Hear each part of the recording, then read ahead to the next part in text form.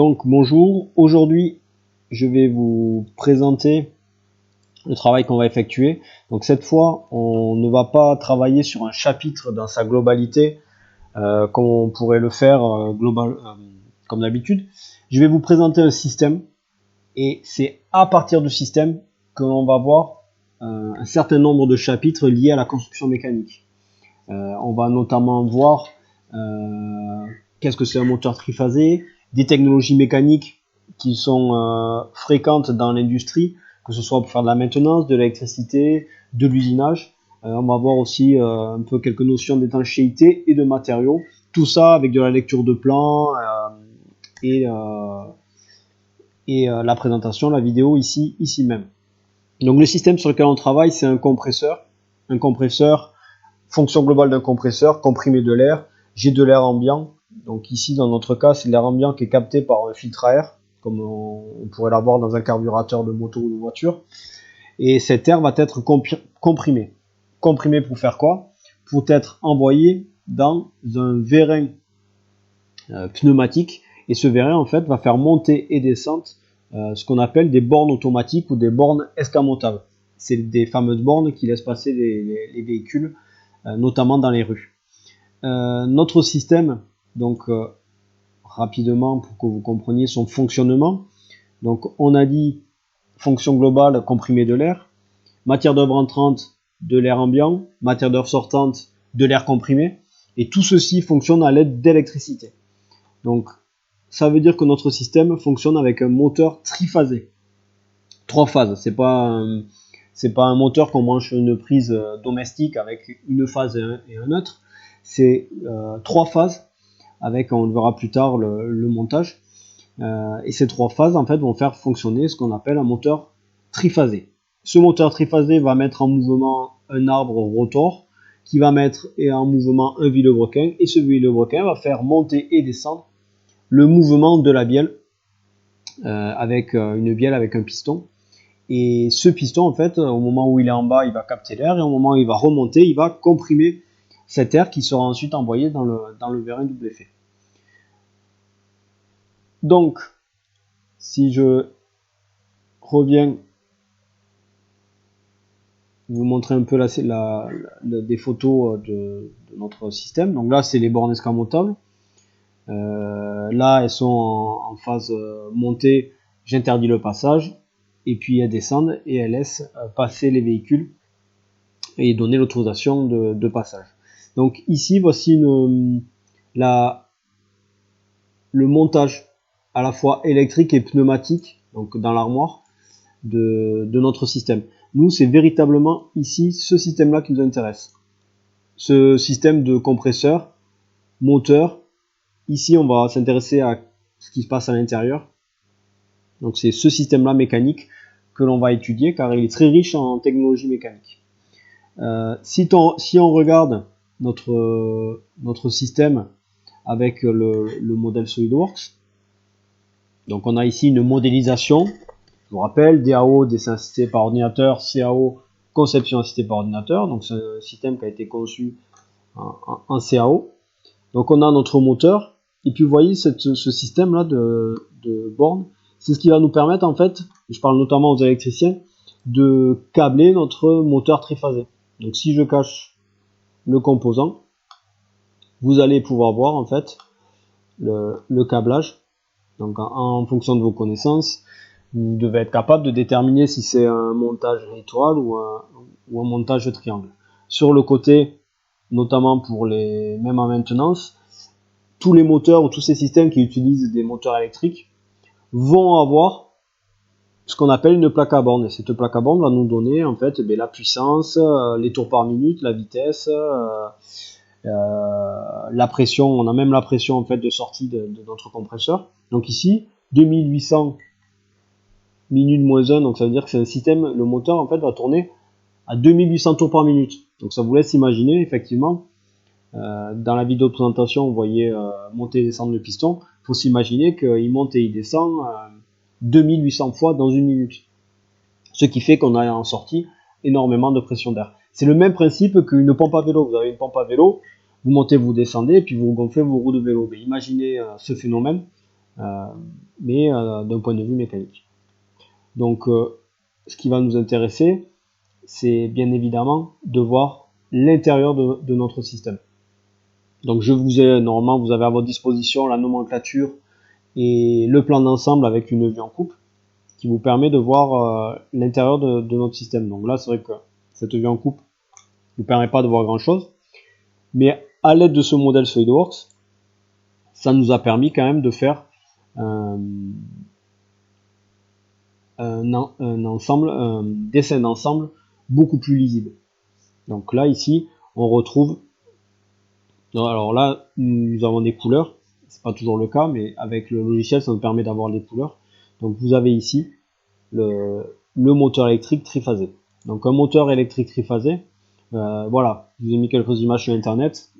C'est plus souvent on a l'image d'un moteur électrique, de gros moteurs électriques, c'est plutôt ce type de moteur que vous avez l'habitude de rencontrer. Nous c'est un moteur beaucoup plus petit, mais le fonctionnement est identique. Il a un rotor et un stator, c'est-à-dire qu'il a à l'intérieur de notre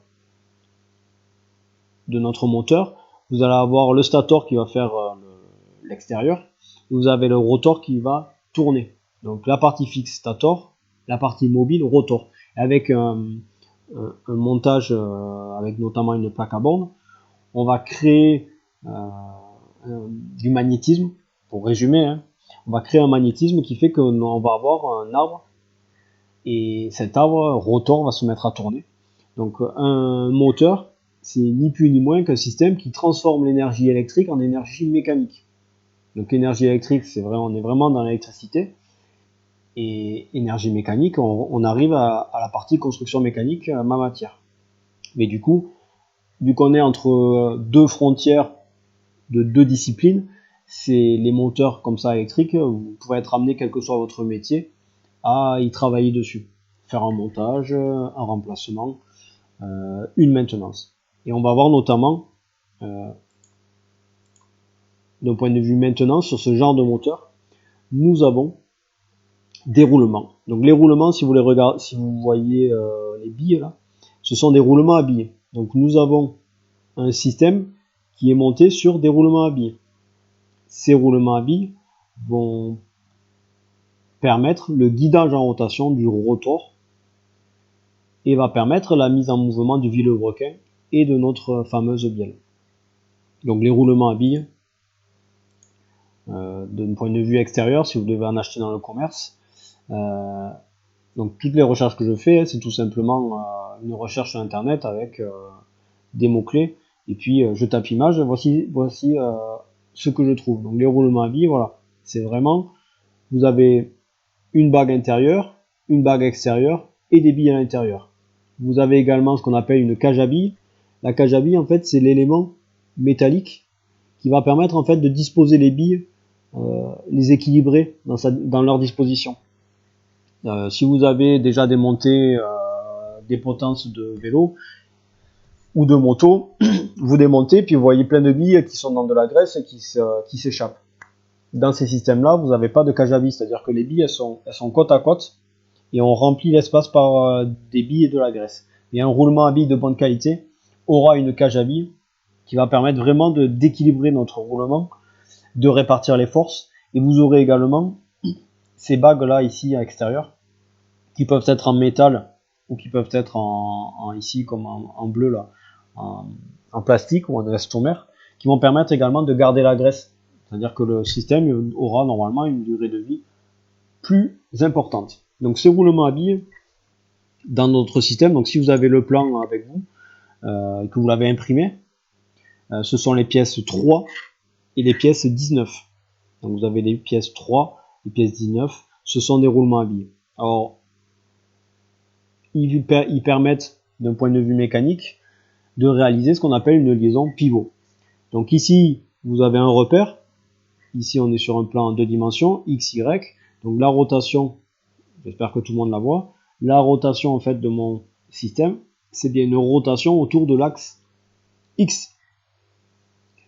Donc, à partir de là, à partir de cette liaison pivot, alors on peut voir, on va également, je vais compléter mon analyse par les ventilateurs ici que vous avez de chaque côté. Ces ventilateurs vont permettre également de bien aérer le système, le refroidir et normalement augmenter sa durée de vie.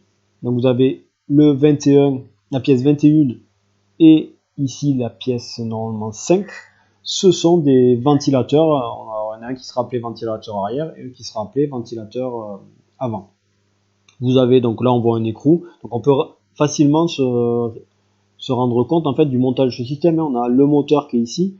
Là vous avez la pièce 20 qui va permettre de démonter l'arrière. Vous avez ici une pièce, alors je trouve pas si la pièce 8 qui va me permettre de travailler par l'avant.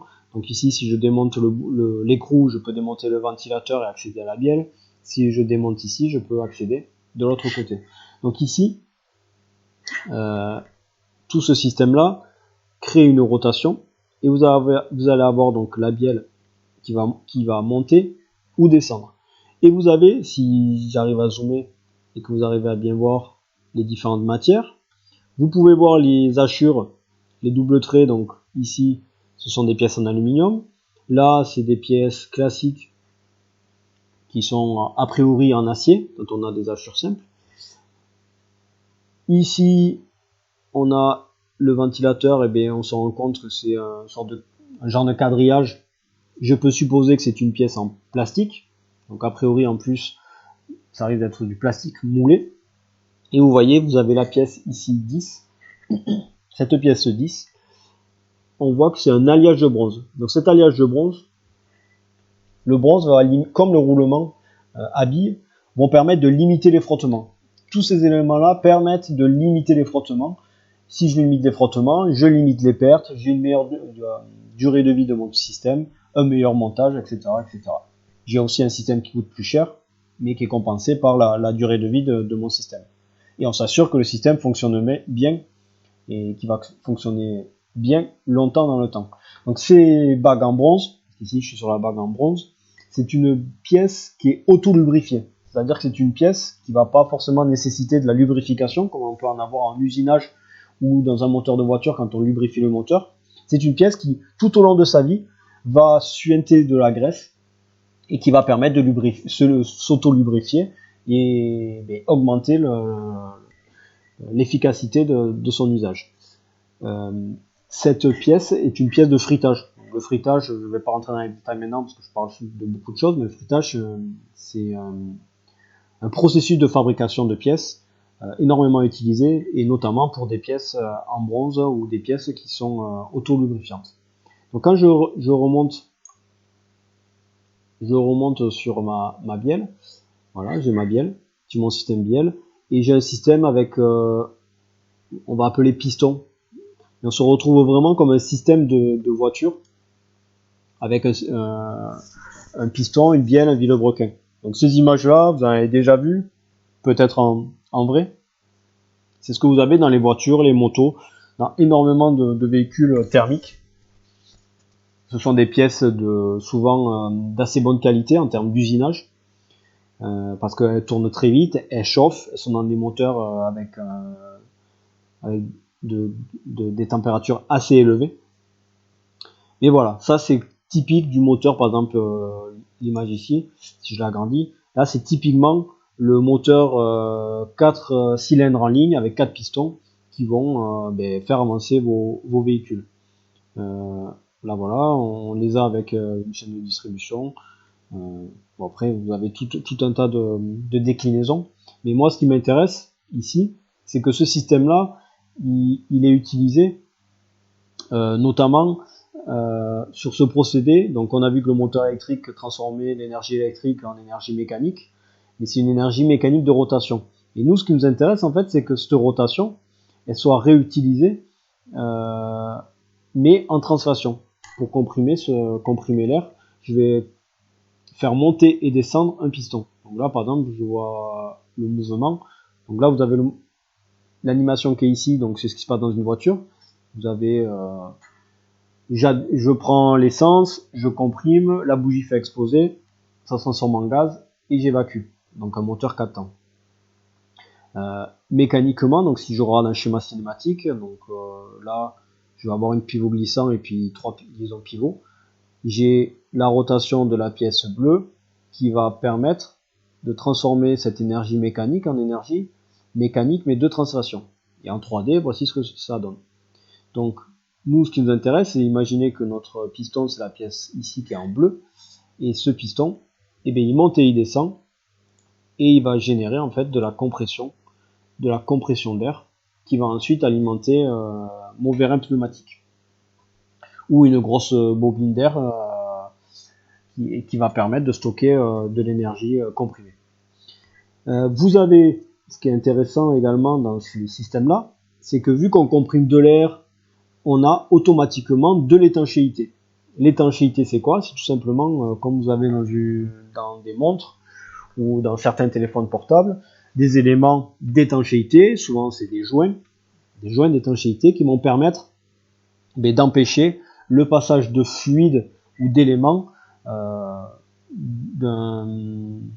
on va dire d'une chambre à une autre, d'une pièce à une autre. Si vous prenez une montre, les fameuses montres waterproof, qui peuvent être mises dans l'eau sans détériorer le fonctionnement de la montre, c'est-à-dire que votre montre, elles ont des joints, et ces joints fait que quand vous mettez votre main sous un robinet ou à la piscine, vous n'avez pas d'eau qui rentre dans le mécanisme.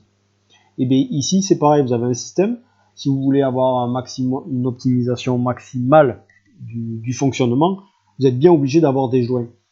C'est pareil dans les voitures, c'est pareil ici il y a un compresseur. Ces joints, ça va être notamment, et bien, par exemple, le piston qui monte et qui descend. Si vous voulez comprimer un maximum d'air, il faut que vous ayez en fait une pièce qui va permettre de racler, ou en tout cas de segmenter, le terme exact c'est segmenter, comme des segments de piston, qui va permettre de vraiment emprisonner l'air et puis l'envoyer dans la zone qui nous intéresse. Ce genre de pièce, vous avez, si je recule ici, vous avez la pièce 13. La pièce 13, c'est une culasse. La culasse, dans un moteur, c'est la partie supérieure. D'accord? Cette partie supérieure, elles ont souvent des joints plats qui vont permettre que quand je monte mon moteur, mais je m'assure en fait que j'ai pas d'air ou j'ai pas de fuite au niveau entre ma culasse et mon bâti ou mon carter. C'est souvent dans les véhicules qui ont un peu de kilomètres, quand vous voyez une voiture au bord de la route avec une grande fumée blanche, c'est souvent soit une durite, soit un joint de culasse, c'est-à-dire que vous avez une fuite au niveau du joint de culasse, et cette grosse fumée blanche que vous pouvez voir apparaître sur les voitures qui sont en panne, c'est tout simplement le liquide de refroidissement qui s'échappe par un joint défectueux et qui rentre dans le moteur. Et les températures sont tellement élevées que vous avez tout de suite votre liquide de refroidissement qui part en vapeur, et c'est de la vapeur blanche, ça fait très peur.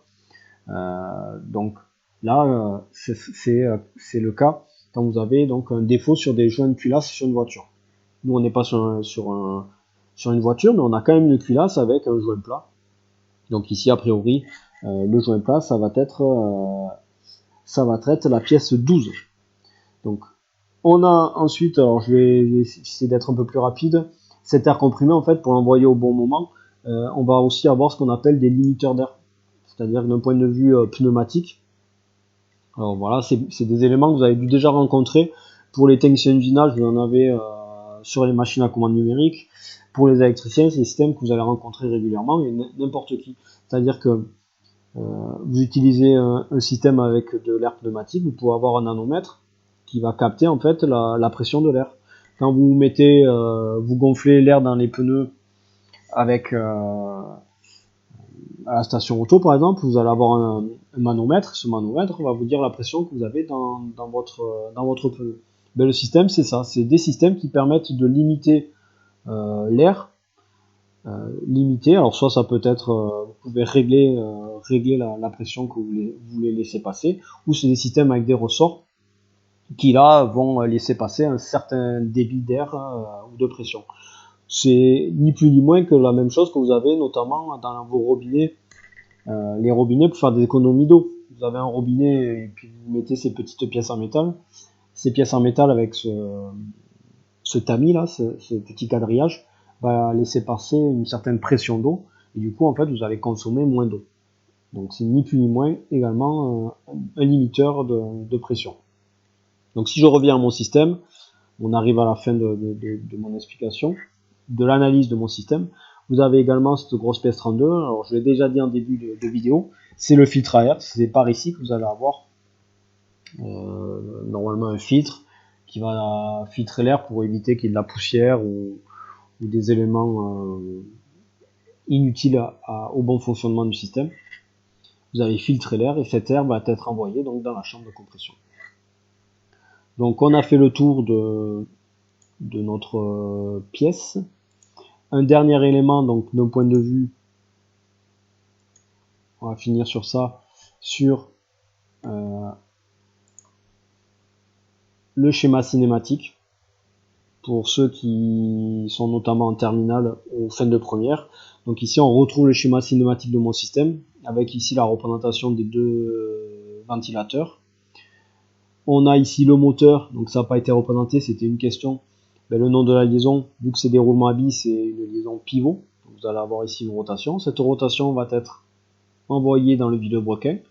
On a une liaison linéaire annulaire, donc c'est une liaison qu'on ne rencontre pas souvent, mais qui va permettre en fait d'éviter trop de contraintes pour le montage. Et puis on a le piston qui monte et qui descend en liaison pivot glissant, c'est-à-dire que je peux monter et descendre, mais il n'y a rien qui m'empêche en fait le piston de tourner sur lui-même. Donc voilà, c'est un système en fait qui n'a pas tant de liaisons que ça, 1, 2, 3, mais qui d'un point de vue fonctionnement et technologique a énormément d'éléments. Je finis également sur la partie extérieure de ma pièce.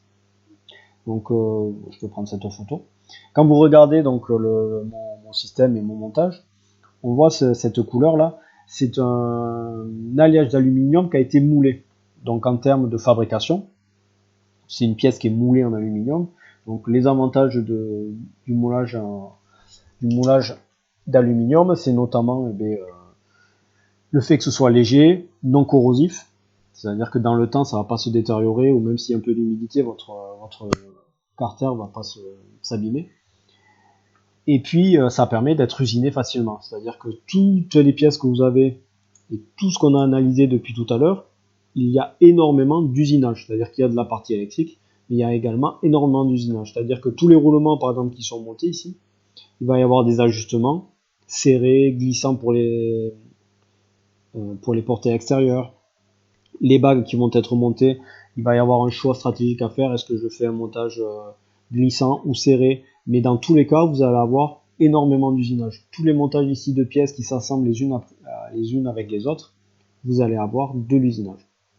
Et automatiquement ces pièces là, si elles ne sont pas bien usinées, si vous faites la maintenance derrière, vous n'arriverez jamais à faire la maintenance de ce système, car les pièces elles s'ajusteront pas comme il faut. Donc c'est pour ça que c'est un système qui est également très riche, parce que même que ce soit en termes de maintenance d'électricité, vous avez beaucoup de pièces qui sont usinées et qui demandent une attention particulière pour que le système puisse fonctionner le plus longtemps possible, et puis surtout qu'il ne tombe pas en panne tous les 4 matins et se retrouver avec une rue bloquée parce que vous avez une borne escamotable qui vous empêcherait de sortir ou de rentrer dans une rue. Voilà, donc j'espère n'avoir pas été trop long. Vous allez avoir un travail à effectuer, des questions carottes sur un quiz sur tout ce qui a été vu et dit dans cette vidéo. Donc je vous propose vraiment de prendre le temps soit de la re-regarder ou vous avez vos plans et puis vous vous lancez dans l'activité pour essayer de mémoriser maintenant tout ce qui a été dit et essayer de se l'approprier via le travail que je vous propose sur internet. Je vous remercie. Bon courage.